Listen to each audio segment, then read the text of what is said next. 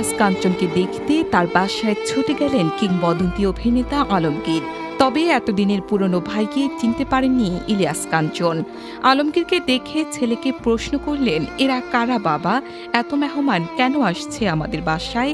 এর আগে তো এত মেহমান বাসায় আসেনি। এত মেহমান আসছে জীবনও দেখবে না।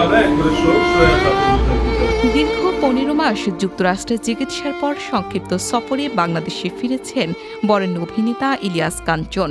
বর্তমানে তিনি ঢাকার নিজ বাসভবনে স্বজন ও পরিচিত জনদের সঙ্গে সময় কাটাচ্ছেন।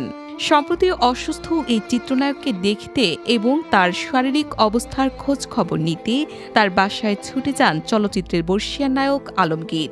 চলচ্চিত্র অঙ্গনের সম্পর্কের দিক থেকে নায়ক আলমগীর বয়সে ইলিয়াস কাঞ্চনের চেয়ে অনেকটাই বড়।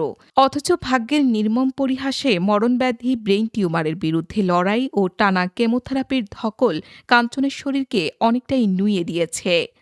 সময়ের আগেই যেন তাকে বেশ বার্ধক্যগ্রস্ত জীর্ণশীর্ণ দেখাচ্ছে।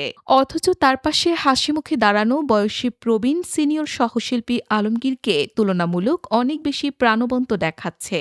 দুই সহশিল্পীর এমন আবেগঘন মুহূর্তের দৃশ্য দেখে উপস্থিত সবার চোখেই পানি চলে এসেছে। বয়সে ইলিয়াস কাঞ্চন ছোট হলেও তাকে এখন আলমগীরের চাইতেও বেশি বৃদ্ধ লাগে। তবে ইলিয়াস কাঞ্চনের বর্তমান শারীরিক পরিস্থিতি দেখে আবেগে আপ্লুত হয়ে পড়েন আলমগীর। তিনি পরম স্নেহে কাঞ্চনের খোঁজ খবর নেন এবং তার দ্রুত আরোগ্য ও সুস্থতার জন্য খোদার দরবারে মন খুলে দোয়া করেন। দীর্ঘদিনের সহকর্মীকে এমন শারীরিক অবস্থায় দেখে সহশিল্পীদের মধ্যেও নেমে আসে গভীর সহমর্মিতা ও শোকের ছায়া। দেশে ফেরার আকুতি থেকেই ১০ দিনের জন্য দেশে আনা হয়েছে ইলিয়াস কাঞ্চনকে। বর্তমানে তিনি নিজ বাসভবন, প্রিয়জন, আত্মীয়স্বজন ও সহকর্মীদের সঙ্গে সময় কাটাচ্ছেন।